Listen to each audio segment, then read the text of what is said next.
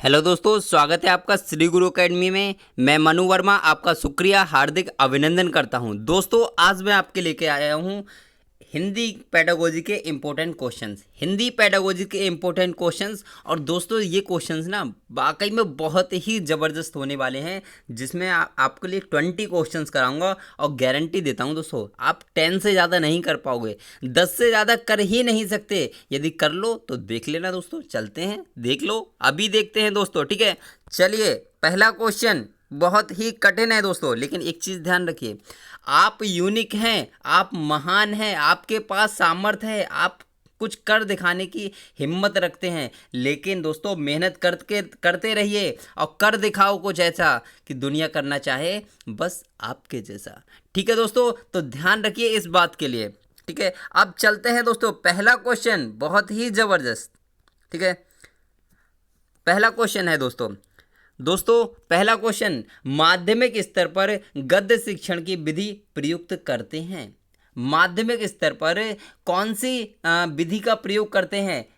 क्या हो सकता है दोस्तों? आपको मिलते हैं 30 सेकेंड्स ओनली। ठीक है, क्या प्रश्नोत्तर विधि हो सकती है, अर्थबोध विधि, व्याख्या विधि या समस्या समाधान विधि? दोस्तों 30 सेकेंड है, जल्दी बताइए क्या हो सकता है। तो दोस्तों एकदम से ध्यान रखिए, प्रश्नोत्तर विधि। कौन सी दोस्तों? प्रश्नोत्तर विधि। माध्यमिक स्तर की बात हो रही तो प्रश्नोत्तर विधि को हम लगाएंगे। अर्थबोध नहीं होगी, व्याख्या विधि नहीं होती है, समस्या समाधान विधि माध्यमिक स्तर पर नहीं होती है, प्रश्नोत्तर विधि होती है। आप इसको ध्यान रखेंगे। ठीक है दोस्तों, अब चलते हैं नेक्स्ट क्वेश्चन। नेक्स्ट क्वेश्चन दोस्तों जबरदस्त क्वेश्चन है दोस्तों, भाषा के प्रश्न पत्र में आप किस प्रकार के प्रश्न को रखना चाहेंगे? 30 सेकेंड स्टार्ट नाउ। क्या हो सकता है? संज्ञा की परिभाषा बताइए, किसी ऐसी घटना का वर्णन कीजिए जब आपको बहुत मजा आया हो, चांदनी रात में नौका विहार शीर्षक पर निबंध लिखिए, या फिर विशेषण शब्द के दो दो उदाहरण दीजिए। भाषा की बात कर रहे हैं दोस्तों, जब भाषा की बात करेंगे तो क्या हो सकता है? इसका राइट आंसर, आपका समय खत्म होता है अब। तो दोस्तों राइट आंसर होगा option number C is right answer. क्यों होगा दोस्तों? क्योंकि संज्ञा की परिभाषा रटंत है बेटा, रटंत है, पहले हमें उसको रटना पड़ेगा। ठीक है, किसी ऐसी घटना का वर्णन कीजिए जब आपको बहुत मज़ा आया हो, तो हालांकि सही होगा लेकिन इतना मोस्ट सुइटेबल आंसर नहीं है। विशेषण भी क्या है, एकदम से रटंत हो जाएगा। चांदनी रात में नौका विहार पर निबंध जब लिखेगा ना बच्चा, तो एकदम से क्या करेगा, बहुत ही अच्छे शब्दों में लिखेगा। दूसरी चीज़, उसके माइंड का भी डेवलपमेंट होगा, क्योंकि वो उन सारी चीज़ों को सोचकर लिखेगा बहुत अच्छे तरीके से। ठीक है दोस्तों, चलते हैं नेक्स्ट क्वेश्चन पर। हमारा नेक्स्ट क्वेश्चन जबरदस्त दोस्तों, प्राथमिक स्तर पर भाषा शिक्षण की प्राथमिकता होनी चाहिए। कैसी होनी चाहिए? कविता और कहानी के द्वारा केवल श्रवण कौशल का विकास करना, बच्चों की रचनात्मकता और मौलिकता को पोषित करना, या फिर बच्चों की चित्रांकन क्षमता का विकास करना, केवल बोलकर पढ़ने की क्षमता विकसित करना। Your time start now. ठीक है, क्वेश्चन दोस्तों पढ़ लीजिए अच्छे से, ऑप्शन अच्छे से पढ़ लीजिए और आंसर दीजिए दोस्तों। ठीक है, इसका आंसर क्या हो सकता है? तो ध्यान रखिए, बच्चों की रचनात्मकता और मौलिकता को पोषित करना ही क्या हो सकता है? प्राथमिक स्तर पर भाषा शिक्षण की प्राथमिकता होनी चाहिए दोस्तों। बच्चों में रचनात्मक मतलब वो क्रिएटिविटी लेके आना है आपको बच्चे के अंदर।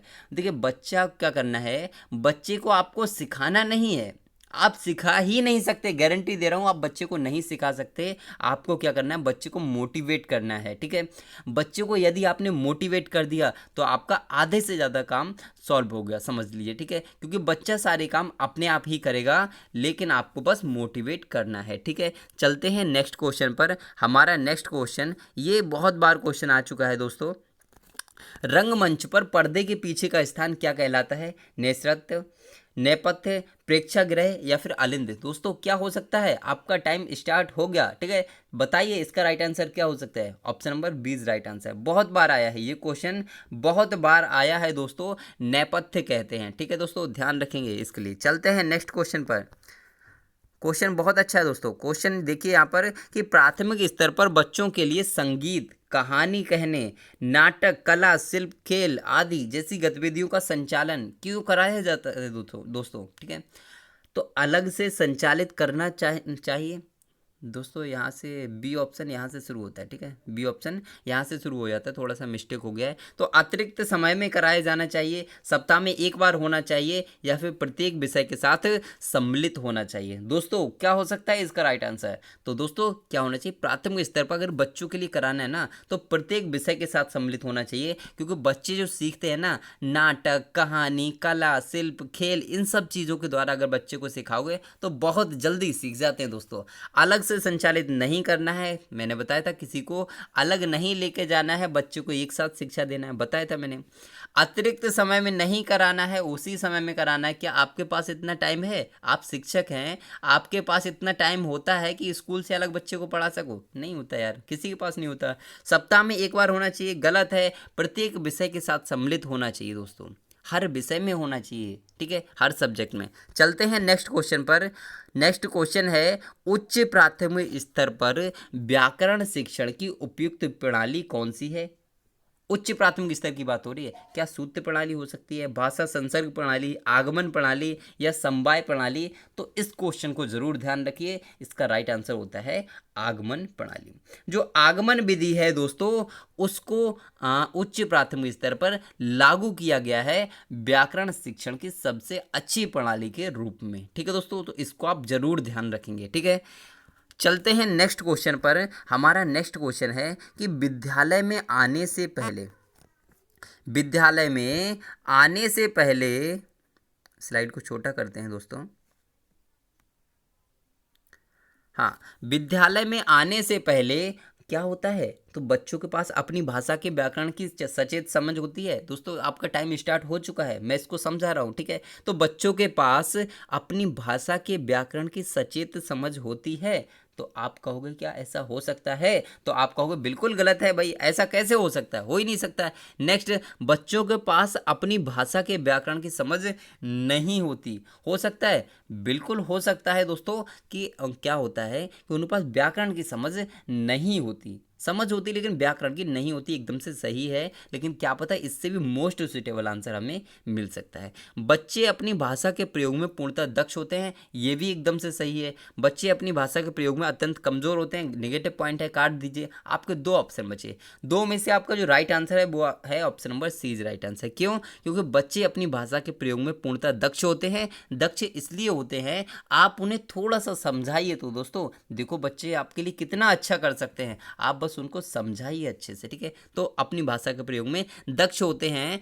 अपनी भाषा, व्याकरण नहीं, अपनी भाषा की बात हो रही है दोस्तों, समझ लीजिए। यहाँ पर क्या है, यहाँ पर व्याकरण की बात हो रही है, यहाँ पर अपनी भाषा की बात हो रही है। तो अपनी भाषा का मतलब है मातृभाषा, तो बच्चा मातृभाषा में ही तो बोलता है दोस्तों। बस क्लियर दोस्तों, समझ लीजिए, बस पॉइंट को पकड़िए कि कहाँ से क्वेश्चन आपका सही होना है, ठीक है दोस्तों। अब चलते हैं नेक्स्ट क्वेश्चन पर। हमारा नेक्स्ट क्वेश्चन है कि विद्यालय में भाषा की रुचि का विकास करने का उपयुक्त उपाय है। आपका टाइम स्टार्ट होता है अब। बताइए दोस्तों राइट आंसर क्या हो सकता है? तो दोस्तों इसका राइट आंसर होगा option number C is right answer. कैसे दोस्तों, क्यों होगा? तो ध्यान रखेंगे कि भाषा की रुचि का विकास करना है दोस्तों, तो विद्यार्थियों के व्याकरण के ज्ञान को बढ़ाना है, गलत। रुचि बढ़ाना है, बच्चे का इंटरेस्ट बढ़ाना है कि बच्चा पढ़ने में इंटरेस्ट ले। तो व्याकरण के ज्ञान से कोई मतलब ही नहीं है, ठीक है। तो व्याकरण का ज्ञान तो बाद में ही तो सीखेगा जब उसमें इंटरेस्ट होगा दोस्तों पढ़ने का, ठीक है। विद्यार्थियों को पाठ्य पुस्तकें पढ़वाना, तो पाठ्य पुस्तकें पढ़वाना ही उद्देश्य नहीं है, बच्चे को सिखाना है, हमेशा रटवाना नहीं है, ध्यान रखना है। ऊपर एक सभी तो होगा ही नहीं, इसीलिए option number C is right answer. चलते हैं नेक्स्ट क्वेश्चन पर। हमारा नेक्स्ट क्वेश्चन है, उच्च प्राथमिक स्तर पर कविता शिक्षण की किस विधि का प्रयोग किया जाता है? टाइम स्टार्ट्स नाउ, ठीक है। बताइए दोस्तों राइट आंसर क्या होगा, कमेंट करके, ठीक है दोस्तों। चलते हैं, अब बताइए right answer. Option number C is right answer, व्याख्या विधि। तो कविता शिक्षण की प्रणाली जो है उच्च प्राथमिक स्तर पर व्याख्या विधि है, इसको आप ध्यान रखिए, बहुत अच्छे से कई बार क्वेश्चन आ चुका है। चलते हैं नेक्स्ट क्वेश्चन पर। एक्सटेट में क्वेश्चन आया था दोस्तों ये वाला, ठीक है। नेक्स्ट क्वेश्चन, भाषा शिक्षक को एक बहुसांस्कृतिक कक्षा में किस बात पर बल देना चाहिए? बच्चों को भाषा प्रयोग के अधिक से अधिक अवसर देने चाहिए, पाठ्य पुस्तक के प्रत्येक पाठ को भली भांति समझाना चाहिए, बच्चों के व्याकरण सिखाना चाहिए, या फिर स्वयं भाषा का शुद्ध प्रयोग करना चाहिए। दोस्तों राइट आंसर क्या हो सकता है? तो ध्यान रखेंगे कि बहुभाषिक यानी कि बहुसांस्कृतिक कक्षा की बात हो रही है, तो आप इसको ध्यान रखिए। दोस्तों इसका राइट आंसर होगा option number first is right answer. क्यों होगा? क्योंकि अगर हम बात करें बच्चों को भाषा प्रयोग का अधिक से अधिक अवसर दोगे तो बच्चा क्या करेगा? बहुत अच्छे से भाषा को सीख पाएगा। पाठ्य पुस्तक के प्रत्येक पाठ को भली भांति समझाना गलत। बच्चों को व्याकरण नहीं सिखाना है, सिखाना है हालांकि, लेकिन पहले उसको प्रेरित करना है, उसे अधिक से अधिक अवसर देना है, तभी तो व्याकरण सीख पाएगा। ठीक है, तो समझिए पॉइंट के लिए। ठीक है, और ये भी गलत है क्योंकि स्वयं भाषा का शुद्ध प्रयोग करना स्वयं नहीं कर सकता। ठीक है, यानी कि शिक्षक थोड़ी ना प्रयोग करेगा, प्रयोग किसको करना है? छात्र को करना है, बालक को करना है। अगर शिक्षक ही प्रयोग करेगा तो बालक क्या करेगा दोस्तों? घास चराने थोड़ी ना जाएगा। सॉरी, घास नहीं, गाय चराने, थोड़ा मिस्टेक हो गया। हाँ, चलते हैं नेक्स्ट क्वेश्चन पर। नेक्स्ट क्वेश्चन है दोस्तों, भारत के शैक्षिक इतिहास में किसने प्राथमिक शिक्षा का मौलिक अधिकार संबंधी बिल या धारा सभा इंपीरियल काउंसिल में प्रस्तुत किया था? ये तो आपको टफ क्वेश्चन मिल गया भाई, लेकिन टफ तो है, लेकिन क्वेश्चन इंपॉर्टेंट है। टफ है लेकिन क्वेश्चन इंपॉर्टेंट है। क्या आप कोई राइट आंसर बता सकते हैं? तो कमेंट करिए, बताइए दोस्तों राइट आंसर क्या हो सकता है। तो इसका राइट आंसर होगा दोस्तों option number C is right answer. Gopal Krishna Gokhale, Gopal Krishna Gokhale जो थे उन्होंने शैक्षिक इतिहास में प्राथमिक शिक्षा का मौलिक अधिकार संबंधी बिल या धारा प्रस्तुत किया था। इसको आप ध्यान रखिए, गोपाल कृष्ण गोखले। और इनके बाद किसने किया था? तो इनके बाद किया था आपके डॉक्टर सर्वपल्ली राधाकृष्णन ने। ठीक है दोस्तों, दोनों को ध्यान रखेंगे। चलते हैं नेक्स्ट क्वेश्चन पर। हमारा नेक्स्ट क्वेश्चन है, सतत एवं व्यापक मूल्यांकन के अंतर्गत वाक्यांश। व्यापक मूल्यांकन क्या इंगित करता है? समस्त पाठ्यक्रम का मूल्यांकन, सभी विषयों का मूल्यांकन, संज्ञानात्मक, भावात्मक एवं मनोगत्यात्मक क्षेत्र का मूल्यांकन एवं संज्ञानात्मक क्षेत्र का मूल्यांकन। दोस्तों इसका राइट आंसर क्या हो सकता है दोस्तों? तो इसका राइट आंसर बताइए, कमेंट करिए क्या होगा। तो दोस्तों मैं आपको बता दूं कि सतत एवं व्यापक मूल्यांकन के अंतर्गत अगर हम व्यापक मूल्यांकन की बात करें तो व्यापक मूल्यांकन में व्यापक तरीके से ही होगा, यानी कि संज्ञानात्मक भी होगा, भावात्मक भी आ जाएगा, मनोगत्यात्मक भी आ जाएगा, और इन सभी का आपका इसके अंतर्गत अध्ययन किया जाता है। ठीक है दोस्तों, अब चलते हैं दोस्तों नेक्स्ट क्वेश्चन पर। अगर दोस्तों वीडियो अच्छी लग रही हो तो लाइक तो बनता है ना, लाइक शेयर बनता है, अपने दोस्तों को, भाइयों को, बहनों को, सबको शेयर करिए। ठीक है, किस विधि को हार्वर्ड की पंचपद प्रणाली के नाम से पुकारते हैं? पंचपद प्रणाली की बात करते हैं हार्वर्ड की। ठीक है, गद्य शिक्षण, पद्य शिक्षण, भाषा शिक्षण, शिक्षक शिक्षण। बताइए राइट आंसर दोस्तों। तो राइट आंसर क्या हो सकता है? तो मैं आपको बता दूं, राइट आंसर होगा क्या?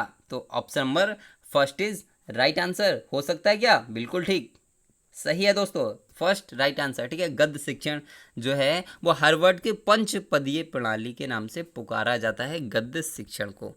चलते हैं नेक्स्ट क्वेश्चन पर। अपने बच्चे अपने चारों ओर लिखित सामग्री का जितना उपयोग कर, थोड़ा स्लाइड को बहुत छोटा करना पड़ेगा दोस्तों क्योंकि क्वेश्चन काफ़ी बड़ा है। चलिए इसको थोड़ा सा क्वेश्चन पहले पढ़ लेते हैं, फिर ऑप्शन बाद में पढ़ लेते हैं। ठीक है, तो क्वेश्चन पढ़ लेते हैं कि बच्चे अपने चारों ओर लिखित सामग्री का जितना उपयोग होते देखेंगे उतनी ही लिखित भाषा के प्रति उनकी समझ सहज रूप से बनती चली जाएगी। उपयुक्त कथन का निहितार्थ है, मतलब उपयुक्त कथन, ये जो कथन है इसका अर्थ क्या है दोस्तों, ये आपको बताना है। आपके ऑप्शन मिलते हैं यहाँ। अब ऑप्शन है दोस्तों, देख लीजिए, ऑप्शन है बच्चों को अपने इर्द गिर्द विज्ञापन, एक मिनट रुकिए दोस्तों, बच्चों को अपने इर्द गिर्द विज्ञापन, होर्डिंग्स, कैलेंडर, बाल साहित्य, सूचियां आदि देखने पढ़ने के अवसर मिलते रहने चाहिए। क्या ये हो सकता है? नेक्स्ट, बच्चों की पाठ्य पुस्तकों में बहुत से पाठ होने चाहिए। नेगेटिव पॉइंट है, गलत। बच्चों को गृह कार्य में, गृह कार्य तो देना ही नहीं है, एनसीईआरटी ने प्राथमिक स्तर पर गृह कार्य देने से मना कर दिया है बच्चों के लिए। नेक्स्ट, बच्चों को श्यामपट्ट पर लिखे हुए तथ्य अपनी कॉपी में लिखने के लिए, अरे भाई बिल्कुल गलत। ये अवसर थोड़ी ना देना है। बच्चों को अपने इर्द गिर्द विज्ञापन, होर्डिंग्स, कैलेंडर, बाल साहित्य, सूचियां आदि देखने और पढ़ने के अवसर मिलने चाहिए। उसी से सब कुछ होगा दोस्तों, उसी से बच्चा सीख सकता है। चलते हैं नेक्स्ट क्वेश्चन पर। नेक्स्ट क्वेश्चन है दोस्तों कि कक्षा 1 में बच्चों में भाषा कौशल का विकास किस क्रम में होना चाहिए? दोस्तों कमेंट करिए, जल्दी बताइए, आपका टाइम स्टार्ट हो चुका है। दोस्तों बताइए इसका राइट आंसर क्या हो सकता है। तो आपका टाइम समाप्त होने वाला है। तो दोस्तों इसका राइट आंसर क्या होगा? तो आपका right answer C, option number C is right answer. क्यों? क्योंकि बच्चों को पहले सुनना चाहिए, फिर बोलना चाहिए। बच्चा पहले खुद सुनेगा, शिक्षक ने क्या बोला उसको सुनेगा, ऑब्जर्व करेगा, उसके बाद में उसको बोलने की कोशिश करेगा, फिर उसको पढ़ने की कोशिश करेगा और बाद में लिखने की कोशिश करेगा। तो option number C is right answer. चलते हैं नेक्स्ट क्वेश्चन पर। नेक्स्ट क्वेश्चन दोस्तों, नैदानिक परीक्षण का उद्देश्य है। नैदानिक परीक्षण का क्या उद्देश्य है आपको बताना है। छात्र की अभिव्यक्ति का सुधार करना, छात्र की भाषा संबंधी क्षमता का मूल्यांकन करना, छात्र की कमजोरियों का पता लगाना, या फिर शिक्षक की अक्षमताओं का पता लगाना। बताइए दोस्तों राइट आंसर क्या हो सकता है। तो राइट आंसर क्या हो सकता है, कमेंट करिए जल्दी फास्ट। तो right answer option number C is right answer. छात्र की कमजोरियों का पता लगाना है। नैदानिक परीक्षण का जो उद्देश्य होता है वो होता है छात्र की कमजोरियों का पता लगाना दोस्तों, ठीक है। तो ध्यान रखेंगे, इंपॉर्टेंट पॉइंट है। चलते हैं नेक्स्ट क्वेश्चन पर। हमारा नेक्स्ट क्वेश्चन दोस्तों, आधुनिक शिक्षण अधिगम प्रक्रिया में शिक्षक की भूमिका क्या है? तो सीखने हेतु एक अच्छे सुलभकर्ता की, बच्चों को गणित, विज्ञान और भाषा सिखाने की, या फिर बच्चों को मूल्य आधारित शिक्षा देने की, या फिर बच्चों को सभी कुछ पढ़ाने की। तो दोस्तों इसका राइट आंसर क्या हो सकता है, कमेंट करिए जल्दी, टाइम शुरू। तो दोस्तों राइट आंसर क्या हो सकता है? तो ध्यान रखिए, सुलभकर्ता की। एनसीएफ के अकॉर्डिंग बात होती है, एनसीएफ के अकॉर्डिंग या फिर बाल केंद्रित शिक्षा के अकॉर्डिंग बात करें तो जो शिक्षक है उसकी जो वो क्या कहते हैं, उसका जो स्थान है वो एक सुलभकर्ता का है। बच्चे को उसको गाइडेंस देना है, उसको बताना है कि बेटा तुझे इस टाइप से करना है, लेकिन खुद ज़्यादा सक्रिय नहीं रहना है। इसको आप ध्यान रखिए, ये गलत हो जाएगा, ठीक है। भाषा को मूल आधारित शिक्षा गलत, बच्चों को सभी कुछ पढ़ाना गलत, ऐसा नहीं है, ऐसा कुछ भी नहीं है। चलते हैं नेक्स्ट क्वेश्चन पर। हमारा नेक्स्ट क्वेश्चन है कि निम्नलिखित में से कौन भारोपीय परिवार की भाषा नहीं है? भारोपीय परिवार की भाषा नहीं है। अब इसको समझ लीजिए, भारोपीय है क्या दोस्तों। तो राइट आंसर ही मैं आपको बता देता हूँ। आई होप आपको ये आंसर पता नहीं होगा, फिर भी आप लगा कर देखिए क्या लगाते हैं, लगाइए दोस्तों क्या हो सकता है। तो ध्यान रखिए, इसका राइट आंसर होगा option number C is right answer. जो भारोपीय परिवार की भाषा की बात करते हो, तमिल नहीं है दोस्तों, मराठी है, हिंदी से ही रिलेटेड होती है, भारतीय भाषाएं हैं ये, ठीक है। लेकिन तमिल भी भारतीय है, लेकिन इसमें असर दिखता है हमें विदेशी साहित्य का, ठीक है। तो ध्यान रखेंगे इसके लिए। चलते हैं नेक्स्ट क्वेश्चन पर। हमारा नेक्स्ट क्वेश्चन बहुत ही अच्छा क्वेश्चन है दोस्तों।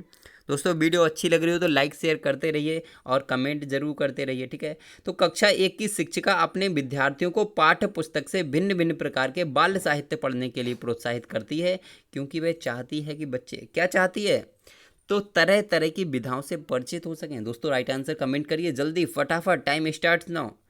तो तरह तरह की विधाओं से परिचित हो सकें, विभिन्न बाल साहित्यकारों के नाम जान सकें, अपनी पठन क्षमता बढ़ा सकें, या फिर बाल साहित्य के प्रकाशकों के बारे में जान सकें। तो दोस्तों राइट आंसर क्या हो सकता है? तो राइट आंसर होगा option number C is right answer. अपनी पठन क्षमता को बढ़ा सकें, इसीलिए वो बाल साहित्य को पढ़ने के लिए कहती हैं वो शिक्षिका। देखिए तरह तरह की विधाओं से परिचित हो सकें। छोटा बच्चा है, कक्षा 1 का बच्चा, कहाँ तरह तरह की विधाएं, वो तो विधा ही नहीं जानता कि विधा होती क्या है दोस्तों। तरह तरह की तो छोड़ दीजिए, विभिन्न बाल साहित्यकारों के नाम जान सके। छोटा बच्चा है तो छोड़िए, इसके लिए भी बाल साहित्य के प्रकाशकों के बारे में बहुत ही उच्च लेवल की बात हो रही है दोस्तों, कम से कम 5वीं क्लास का होना चाहिए, ठीक है। तो यहाँ पर अपनी पठन क्षमता बढ़ा सके, इसीलिए इस टाइप से कराया जाता है। चलते हैं नेक्स्ट क्वेश्चन पर। और आज का लास्ट क्वेश्चन बहुत ही अच्छा दोस्तों, लाइक करते रहिए, कमेंट करते रहिए, ठीक है। नेक्स्ट दोस्तों, अधिकार सुख कितना मादक किंतु सारहीन है। अधिकार सुख कितना मादक किंतु सारहीन है, यह पंक्ति प्रसाद जी के किस नाटक से ली गई है? दोस्तों बताइए किस नाटक से ली गई है। दोस्तों इसका आंसर बताने से पहले आप कमेंट करिए दोस्तों क्या होगा इसका राइट आंसर। दोस्तों चैनल को सब्सक्राइब जरूर कर लीजिए यदि आपको वीडियो अच्छी लग रही हो, और कम से कम अपने 5 भाई बहनों को ज़रूर शेयर करें यदि आपको वीडियो अच्छी लगी हो तो। ठीक है दोस्तों, तो बताइए दोस्तों इसका राइट आंसर क्या हो सकता है। तो मैं आपको बता दूं, इसका राइट आंसर है स्कंदगुप्त।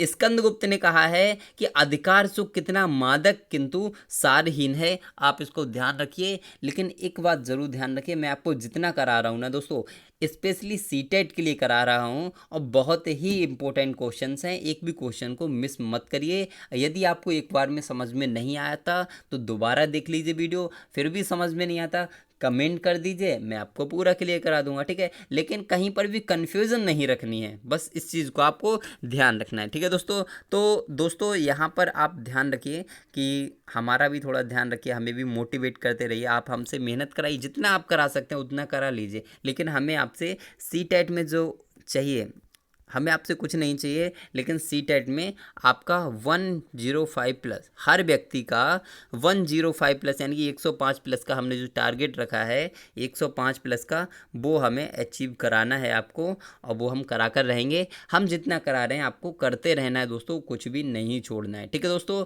तो बस आज के लिए बस इतना ही रखेंगे, लेकिन फिर मिलेंगे एक नेक्स्ट वीडियो में नेक्स्ट टॉपिक के साथ। तब तक खुश रहिए, मस्त रहिए और तैयारी करते रहिए दोस्तों। तो ठीक है, बाय बाय।